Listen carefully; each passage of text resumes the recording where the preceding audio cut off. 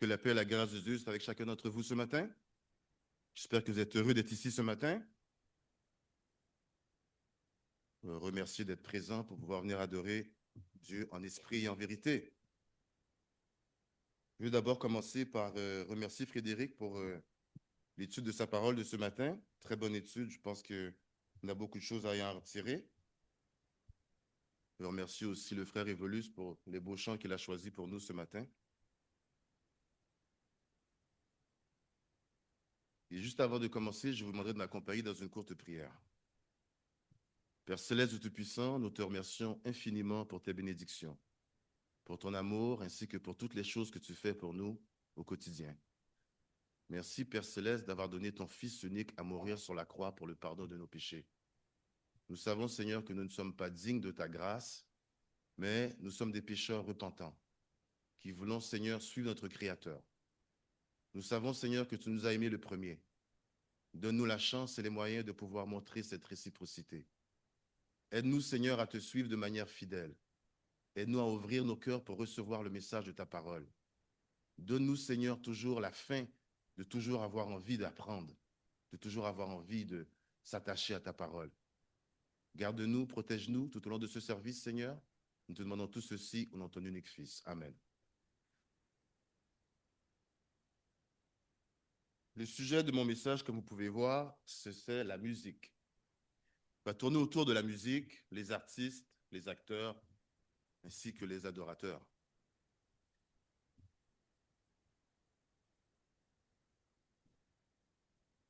Je pense que vous pouvez suivre avec moi, si vous voulez, les passages qui sont écrits sur le diaporama.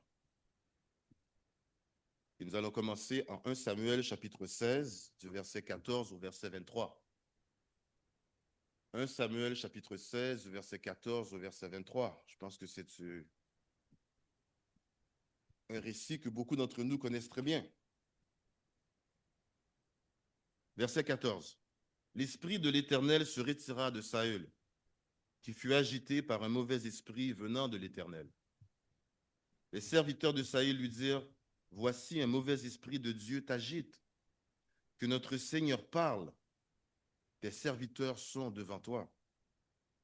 Ils chercheront un homme qui sache jouer de la harpe, et quand le mauvais esprit de Dieu sera sur toi, il jouera de sa main et tu seras soulagé. » Saül répondit à ses serviteurs, « Trouvez-moi donc un homme qui joue bien, et amenez-le-moi. » L'un des serviteurs prit la parole et dit, « Voici, j'ai vu un fils d'Isaïe, Bethléemite, qui sait jouer. C'est aussi un homme fort et vaillant, un guerrier, parlant bien et d'une belle figure. Et l'Éternel est avec lui. » Saül envoya des messagers à Isaïe pour lui dire, « Envoie-moi David, ton fils, qui est avec les brebis. » Isaïe prit un âne qu'il chargea de pain, d'une outre de vin et d'un chevreau. Et il envoya ces choses à Saül par David, son fils. David arriva auprès de Saül et se présenta devant lui. Il plut beaucoup à Saül. Et il fut désigné pour porter ses armes. Saül fit dire à Isaïe, « Je te prie de laisser David à mon service, car il a trouvé grâce à mes yeux. » Et lorsque l'Esprit de Dieu était sur Saül, David prenait la harpe et jouait de sa main. Saül respirait alors à l'aise et se trouvait soulagé, et le mauvais esprit se retirait de lui. La musique. La musique, on peut dire que c'est l'art de combiner des sons de façon mélodique avec des accords rythmiques et harmonieux pour créer une symphonie entraînante. On a la musique avec le chant vocal, on appelle a cappella, la musique avec les instruments, on appelle les instrumentaux. Et nous avons aussi une combinaison d'instruments et de percussions vocales qui crée la base d'une chanson. La musique ranime, elle ravive et elle énergise. Elle est présente dans la vie de tous à différents niveaux. Elle communique même lorsqu'elle est muette. Et transmet de l'entrain même sans instrument. Elle est un canal universel qui crée des liens entre un chanteur ou un groupe et son auditoire, entre des adorateurs et leur Dieu, ou même entre une femme enceinte et son enfant à naître. Les instruments de musique, dépendamment de la manière dont ils sont joués, accordés, ainsi que les chants vocaux, toujours dépendamment de la manière dont ils sont émis ou chantés, peuvent atteindre une fréquence X qui, selon la science, est associée à des, comment je pourrais dire, à des miracles, ou plutôt à des bienfaits thérapeutiques et spirituels. En d'autres mots, la science associe des guérisons miraculeuses à des chants spirituels ou évangéliques. Dieu est le créateur de la musique, qui est un langage universel, capable de toucher l'âme, d'exprimer des émotions, de faciliter la connexion entre, plusieurs personnes, entre des adorateurs et leur Dieu. La musique joue un rôle important dans les cultes, permettant la louange, la prière et l'encouragement spirituel. Mais attention, son influence peut aussi être néfaste si les idées qu'elle promet sont négatives. Dans certaines sociétés, l'éducation des enfants est associée à la musique et les leçons sont apprises sous forme de chansons. La musique contient effectivement aussi des éléments qui favorisent la mémorisation. L'origine divine de la musique. La musique est souvent associée comme un don de Dieu, une forme de communication qui vient de lui, qui est inspirée de lui, qui découle d'un talent divin, que ce soit par la qualité de notre voix, ou que ce soit par la qualité ou l'originalité de notre talent de compositeur, présente dans toutes les cultures, servant d'intermédiaire entre la divinité et l'homme, servant d'élément rassembleur, servant à dénoncer des injustices et des situations complexes. La musique est présente dans la vie de la majorité des gens à différents niveaux. Ultimement, son origine est divine et son but premier était de rendre gloire à Dieu. En Colossiens 1, chapitre 15, verset 16, en Colossiens chapitre 1, versets 15 et 16, il est dit, il est l'image du Dieu invisible, le premier-né de toute la création, car en lui ont été créées toutes choses qui sont dans les cieux et sur la terre, les visibles et les invisibles, trône, dignité, domination, autorité, tout a été créé par lui et pour lui. Ici, nous regardons l'action de la musique sur l'être humain. La musique agit sur l'esprit, elle agit sur l'âme et le corps, influençant nos émotions, notre mémoire et même notre comportement.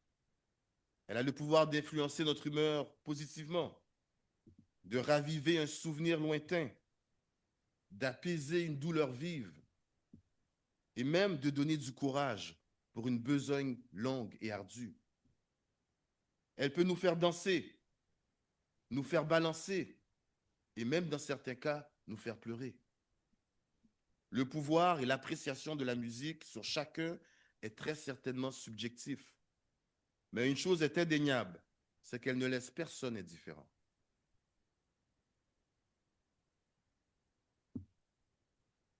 Je vais vous ramener à la lecture qui a été faite ce matin par notre bien-aimé frère, en Ézéchiel 28, versets 13 à 19, que je remercie de la lecture qui a été faite. Je vais relire ce passage pour vous et je veux que vous preniez bien en note de qui il s'agit dans ce passage, si vous n'êtes pas déjà au courant. Eh bien, ici, dans ce passage de la lecture, on parle du diable, on parle de Satan. Et je vais refaire cette lecture. Peut-être vous allez avoir une différente compréhension en comprenant de qui exactement on parle. Alors, au verset 13, tu étais en Éden, le jardin de Dieu. Tu étais couvert de toute espèce de pierres précieuses, de sardoine, de topaze, de diamants, de chrysolite, d'onyx, de japs, de saphir, d'escarboucle, d'émeraude et d'or. Tes tambourins, tes flûtes étaient à ton service, préparés pour le jour où tu fus créé. Tu étais un chérubin protecteur, aux ailes déployées. Je t'avais placé et tu étais sur la montagne de Dieu. Tu marchais au milieu des pierres étincelantes. Tu as été intègre dans tes voies depuis le jour où tu as été créé, jusqu'à celui où l'iniquité a été trouvée chez toi. Par la grandeur de ton commerce, tu as été rempli de violence et tu as péché. Je te précipite de la montagne de Dieu et je te fais disparaître, chérubin protecteur, du milieu des pierres étincelantes. Ton cœur s'est élevé à la cause de ta beauté. Tu as corrompu ta sagesse par ton éclat. Je te jette par terre. Je te livre en spectacle au roi. Par la multitude de tes iniquités, par l'injustice de ton commerce, tu as profané tes sanctuaires. Je fais sortir du milieu de toi un feu qui te dévore. Je te réduis en cendres sur la terre, aux yeux de tous qui te regardent. Tous ceux qui te connaissent parmi les peuples sont dans la stupeur à cause de toi. Tu es réduit au néant, tu ne seras plus à jamais. Alors, au cas où vous n'aviez pas compris qu'il était question dans ce texte, eh bien, c'est bel et bien Satan, ou Lucifer de son nom d'ange. C'est lui qui était responsable de l'adoration du Créateur avant que ce dernier ne se rebelle. Comme il est dit, je m'excuse, tes tambourins et tes flûtes étaient à ton service, préparés pour le jour où tu fus créé. Dans ce monde, les plus grands artistes, ceux qui ont le plus de succès, plus d'argent, plus de reconnaissance, ceux qui sont reconnus et vénérés comme des idoles, comme des icônes, sont malheureusement, en très grande partie, pas tous, en collaboration avec le monde obscur. Certains ont signé un pacte de sang, d'autres ont même vendu leur âme, sacrifié un proche. Que vous y croyez ou que vous n'y croyez pas n'a aucune importance. Mais si vous prenez le temps d'examiner avec soin, de scruter, d'analyser avec le discernement de la sagesse divine, vous serez en mesure de voir leurs failles. Vous serez en mesure de découvrir leurs secrets, d'apprendre là où leur message est non seulement contraire aux saintes écritures, mais très souvent condamnant toute moralité et mœurs. D'ailleurs, certains de ces artistes ne se cachent presque plus pour dire qu'ils ont fait des choses bizarres, contre nature. Matthieu chapitre 4, versets 8 et 9. Le diable le transporta encore sur une montagne très élevée, lui montra tous les royaumes du monde et leur gloire. Il lui dit, je te donnerai toutes ces choses si tu te prosternes et m'adores. Donc oui, le diable peut vous donner beaucoup de choses, mais toutes ces choses ont un prix. Les richesses matérielles de ce monde, les empires, les châteaux, la luxure en général, toutes ces choses matérielles et passagères sont du domaine du malin. Satan va chercher les hommes et les femmes que Dieu a bénis avec un talent, avec un don, avec une aisance pour un domaine quelconque, pour les corrompre, pour les soudoyer, pour être sûr que ce talent ne soit pas mis à la disposition de Dieu, mais bel et bien à la disposition du malin. Nombre de grandes chanteuses et même chanteurs qui ont une voix presque angélique, mais qui se sont détournés de leur premier amour, qui était de chanter pour la gloire de Dieu.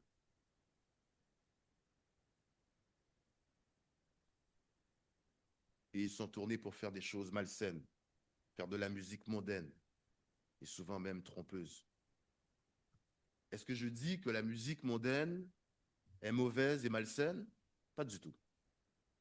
Mais comme la parole dit de tester les esprits pour savoir s'ils sont de Dieu, écoutez, scrutez, et analysez tous les éléments d'une chanson pour savoir si elle est digne d'être écoutée, appréciée et ultimement chantée de votre part. Le diable sait très bien que l'on peut charmer un cœur vide et un esprit faible par des accords somptueux, par une voix magnifique ou par une symphonie mélodieuse et agréable à écouter.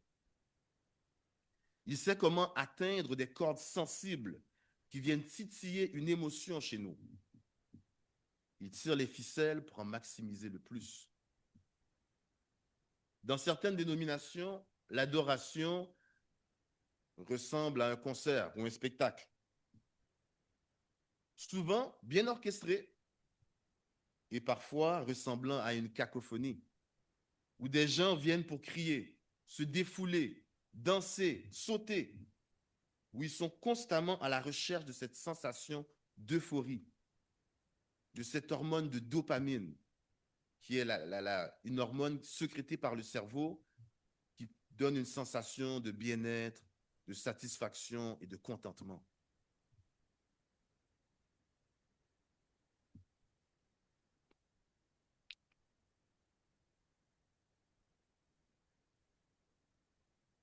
Dites-moi, combien de fois vous êtes-vous déjà arrivé d'écouter une chanson à la radio ou peut-être même à la télévision et que cette chanson n'était pas forcément une chanson qui vous plaisait, mais qu'à force de l'entendre à répétition, additionné au fait d'entendre d'autres personnes la chanter, cette même chanson, toujours, et comme ça, boum, tout d'un coup, cette chanson restait prise dans votre tête.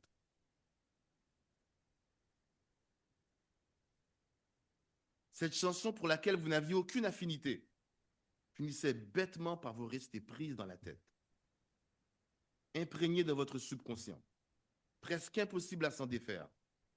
On la fredonne, on la chante, on la murmure, parce que ses accords, son harmonie, la symphonie, toutes sont l'une avec l'autre en harmonie, envoûtante, entraînante, attachante, facile à chanter.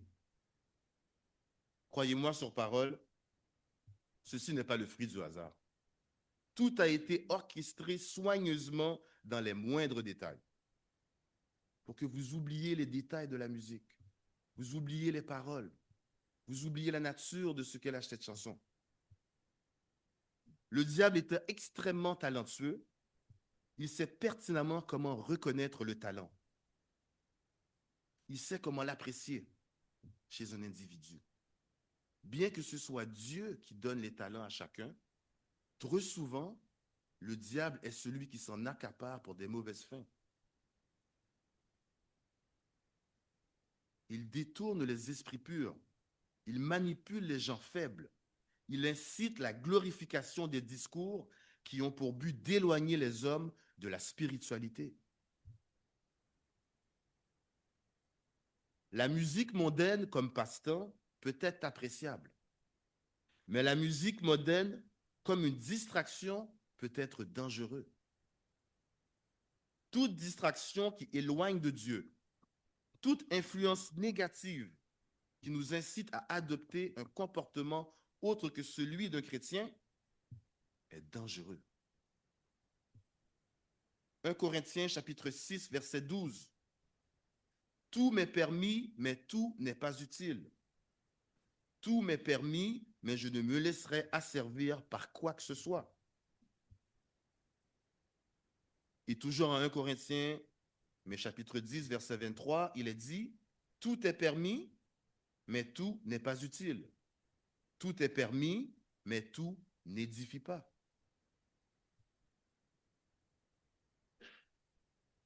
Dans l'Ancien Testament, le livre de Psaumes est un recueil de chants et de poèmes rédigés par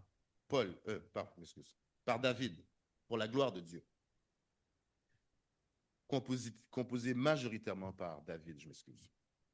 Inspiré par un don que Dieu lui avait fait, David a exprimé toutes sortes d'émotions et de messages sous forme de chants et de poèmes.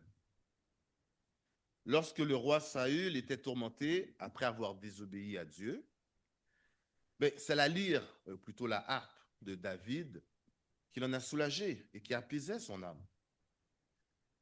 Mon message que j'ai pour vous est que vous devez être vigilant. Parce que si certaines chansons ou musiques peuvent éloigner des esprits, des mauvais esprits, eh bien d'autres peuvent en attirer à prendre place en vous. De là mon prochain point, le message de la musique. Il est important de faire attention aux paroles et à l'influence que la musique peut avoir sur vous, car de belles mélodies parfois peuvent enrober des messages négatifs, prônant la haine et l'immoralité. Faites attention à la musique que vous écoutez. Faites attention à la musique que votre entourage écoute. Faites attention à la musique qui influence nos enfants, qui vont à l'école et qui se promènent avec d'autres amis.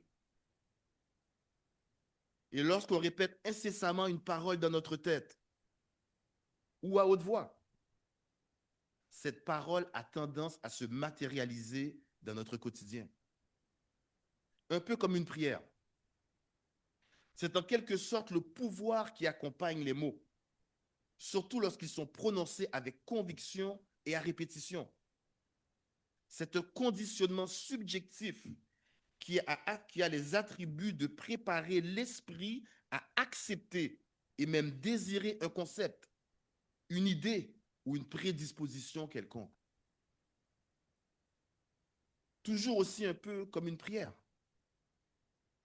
Très souvent, les chansons mondaines contiennent des messages subliminaux qui très souvent prônent la négativité, l'immoralité, la désobéissance et même le refus de l'acceptation de l'évangile de Christ. Peut-être que les jeunes de nos jours ne connaissent pas ça, mais quand ils étaient plus jeunes, par exemple, lorsqu'on voulait écouter de la musique, on avait ce qu'on appelait des vinyles. Les vinyles, c'est un genre de disque, des gros disques, et on avait un tourne-disque pour écouter ces vinyles. Et il a été dit, puis dans ce temps-là, j'étais adolescent lorsque j'ai entendu, lorsque j'ai pu réaliser ces choses que j'ai vues, ou j'ai entendu plutôt, c'est que certains de ces vinyles, pour certains types de musique, sans mettre de préjugés sur aucune sorte de musique, mais c'était des musiques, je pense, rock ou heavy metal, que lorsque certains des disques étaient joués à l'envers, on pouvait entendre un message d'antichrist qui disait, par exemple, en français, Satan est droit, abat Jésus, etc. Donc, c'est très important aussi de faire attention à qu'est-ce qu'on écoute et aussi aux artistes auxquels on écoute. De là, mon prochain point, l'intégrité des interprètes. Servir Dieu par la musique demande une attention particulière pour éviter l'idolâtrie ou d'autres comportements contraires aux principes spirituels. Si vous vouez un culte à un chanteur ou un artiste, si vous l'admirez plus que tout au monde, si vous idolâtrez un individu et que cette personne en plus propage un message ou propage un mauvais message, ou encore profane toute la structure de l'Église ainsi que les enseignements qui s'y trouvent, eh bien, premièrement, de un, vous êtes déjà dans l'erreur parce que la seule personne que vous devez rendre un culte et idoler, c'est Jésus-Christ. Et aussi beau ou belle que cette personne puisse être, aussi charismatique, charmante, ne vous laissez pas endormir ou envoûter par ces personnages qui ont été créés, moulés et façonnés de manière à vous distraire de votre but réel, qui est d'adorer votre Créateur et de le louer de tout votre cœur, avec toute votre âme et toute votre pensée. Selon Matthieu 22, verset 37.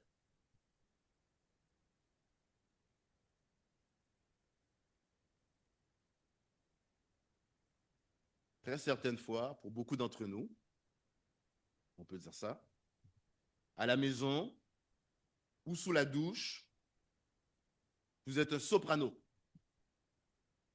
Dans votre véhicule, vous vous transformez en George Michael ou Céline Dion.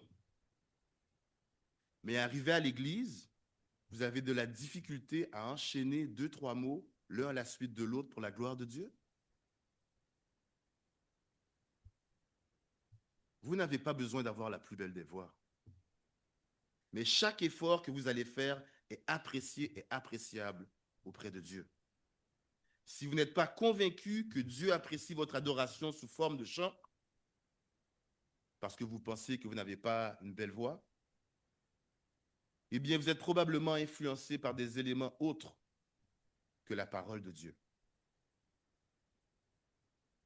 Un cœur pur, une reconnaissance de nos faiblesses, un amour inconditionnel de notre Créateur, une envie d'être reconnaissant au plus haut point, c'est ce qui va vous motiver à chanter avec votre cœur, à chanter avec passion, à faire de votre adoration, à faire de votre voix une adoration qui montrera à Dieu comme un parfum de bonne odeur. Ne soyez pas gênés. N'ayez pas honte. Faites juste l'effort et vous y prendrez goût. La même manière qu'on dit que la gentillesse et le sourire sont contagieuses, eh bien, l'entrain de chanter en chœur entre frères l'est tout aussi.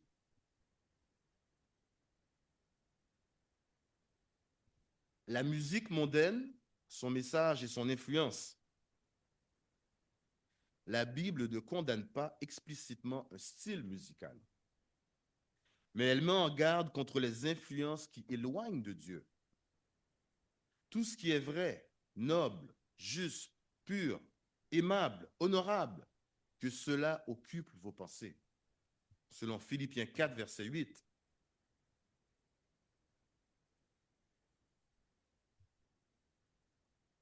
Et en Matthieu 12, verset 36, il est dit, « Je vous le dis, au jour du jugement, les hommes rendront compte de toute parole vaine qu'ils auront proférée. Car par tes paroles, tu seras justifié, et par tes paroles, tu seras condamné. » Alors, lorsque vous chantez une chanson à haute voix, en public ou à la maison, à répétition, vous devriez porter une attention particulière à chaque petit détail. Et l'erreur à faire, c'est de dire, ah, c'est juste une chanson. Luc chapitre 8, versets 17 et 18. Luc 8, versets 17 et 18.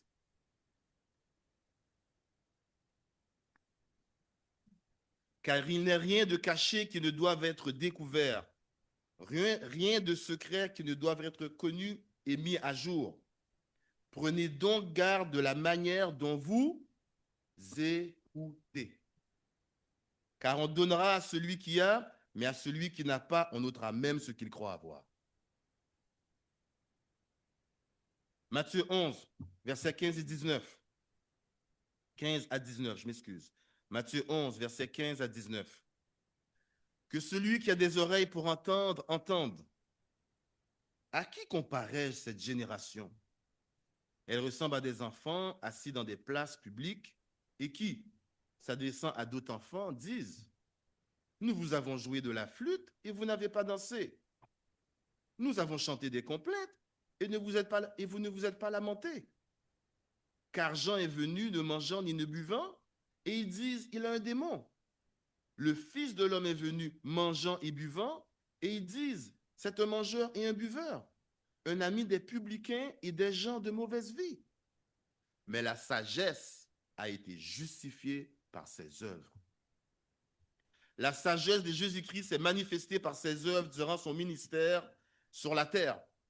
Votre sagesse devrait se manifester par votre jugement, par votre compréhension, par votre esprit critique envers toutes choses qui ne sont pas saintes, spécialement celles qui pourraient facilement nous distraire de notre mission principale de chrétien. Colossiens 3,16. Que la parole de Christ habite en vous dans toute sa richesse. Instruisez-vous et avertissez-vous les uns les autres par toute sagesse, par des psaumes, par des hymnes, par des cantiques spirituels. Chantez pour le Seigneur de tout votre cœur sous l'inspiration de la grâce. Chantez sous l'inspiration de la grâce. Chanter de tout son cœur signifie que nous ne sommes pas des spectateurs, mais plutôt des adorateurs actifs. Chanter en chœur favorise l'unité et la cohésion entre les membres d'une même église. Le chant lui-même magnifie Dieu par la louange. Il amplifie la spiritualité et l'unité de l'esprit à l'intérieur même du corps de Christ, c'est-à-dire les chrétiens d'une même assemblée locale. Éphésiens 5, verset 19. Entretenez-vous par des psaumes, par des hymnes, par des cantiques spirituels, chantant et célébrant de tout votre cœur les louanges du Seigneur. Rendez continuellement grâce pour toutes choses à Dieu le Père, au nom de notre Seigneur Jésus-Christ. Faites l'effort de chanter même lorsque le cantique qui a été choisi n'est pas votre cantique favori. Faites l'effort de chanter même lorsqu'on n'est pas familier avec le cantique. Faire l'effort d'apprendre un cantique même lorsque ce cantique ne vient pas chercher une corde sensible en vous. C'est ça être conscient, qu'étant des sacrificateurs, étant des saints, étant des imitateurs de Christ, les chants que nous chantons sont aussi importants que les prières que nous adressons à Dieu. Chantez pour exprimer votre gratitude. Chantez pour ranimer votre courage et votre foi. Chantez pour rendre grâce à Dieu. Chantez pour louer Dieu avec la même intensité, la même passion et le même dévouement que vous chantez les chansons de votre chanteur ou chanteuse préférée, que ce soit Ginette Renaud ou la compagnie créole. Rappelez-vous que depuis le début des temps, Dieu a créé la musique sous toutes ses formes pour qu'on lui rende gloire. Hébreux 13, verset 15. Par lui offrons sans cesse à Dieu un sacrifice de louange, c'est-à-dire le fruit de lèvres qui confesse son nom. Et n'oubliez pas la bienfaisance et la libéralité, car c'est à de tels sacrifices que Dieu prend plaisir. Et Philippiens chapitre 2, versets 14 à 16. Faites toutes choses sans murmure ni hésitation, afin que vous soyez irréprochables et purs, des enfants de Dieu irrépréhensibles au milieu d'une génération perverse et corrompue, parmi laquelle vous brillez comme des flambeaux dans le monde, portant la parole de vie. Et je pourrais me glorifier au jour de Christ de n'avoir pas couru en vain, ni travaillé en vain. Si les paroles des chansons que vous chantez sont profanes et immorales, vous ne brillez pas comme les flambeaux dans le monde, et vous ne portez pas la parole de vie en vous. Les artistes auxquels vous portez attention, écoutez et même admirez sont souvent accompagnés, chapeautés et dirigés par de mauvais esprits ou entités. Et l'esprit qui est attaché à eux a de fortes chances de s'incruster en vous si vous vous attachez à ces artistes aveuglément. La différence, par exemple, avec les acteurs, c'est que peu importe le rôle qu'un acteur joue, ça demeure toujours un rôle.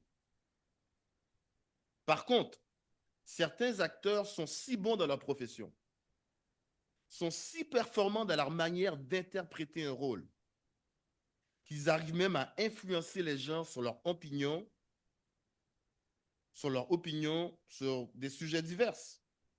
Par exemple, tel ou tel artiste jouait le rôle d'une personne homosexuelle qui, par exemple, a subi beaucoup de préjudices au cours de sa vie et même beaucoup de violences gratuites.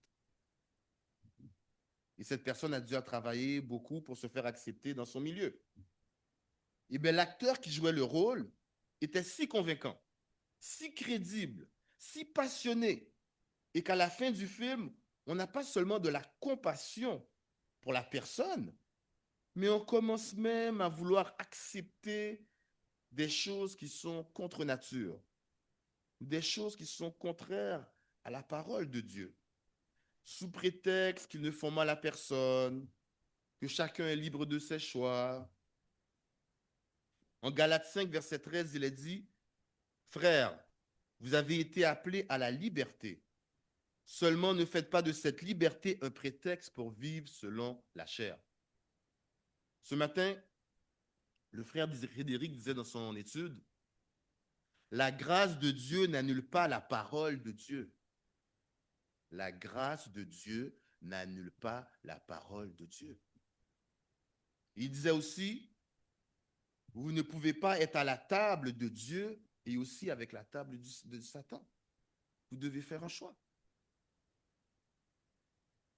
En conclusion,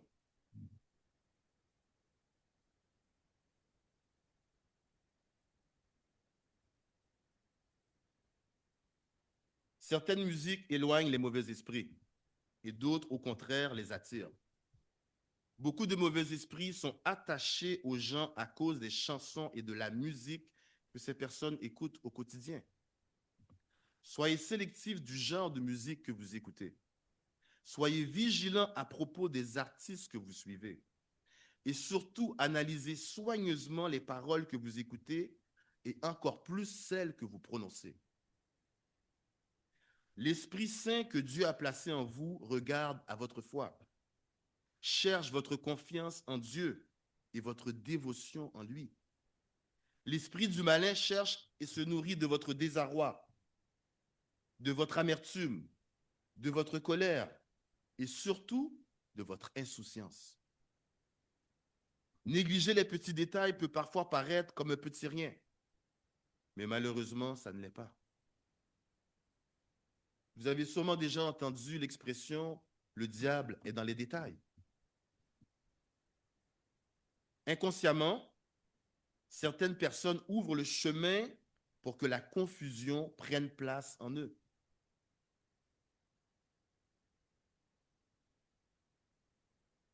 Petit à petit, sans faire de bruit, sans sonner de cloche et déclencher d'alarme. Quand ce qui était à la base offensif devient familier et que ce qui est devenu familier devient répétitif, eh bien, la prochaine étape, c'est l'acceptation. Et quand on accepte le négatif, l'immoral et l'opposé des principes bibliques, on n'est plus des adorateurs de Dieu, mais plutôt des adhérateurs de ceux ou celles qu'on idolâtre. Quand le péché devient un divertissement inoffensif, quand on ignore les défauts, les fautes, les imperfections, les incohérences, parce qu'on est charmé par un acteur, un artiste ou une personnalité publique, quand on est aveuglé par le talent d'une personne au point d'ignorer tout le reste, une question s'impose. Est-ce que Jésus-Christ est votre idole? Est-ce que vous avez vraiment donné votre vie à Dieu? Et est-ce que vous utilisez le discernement divin de l'Esprit Saint qui est en vous? Proverbe chapitre 18, versets 20 et 21. Proverbe 18, 20 et 21. C'est du fruit de sa bouche que l'homme rassasie son corps. C'est du produit de ses lèvres qu'il se rassasie. La mort et la vie sont au pouvoir de la langue. Quiconque l'aime en mangera les fruits.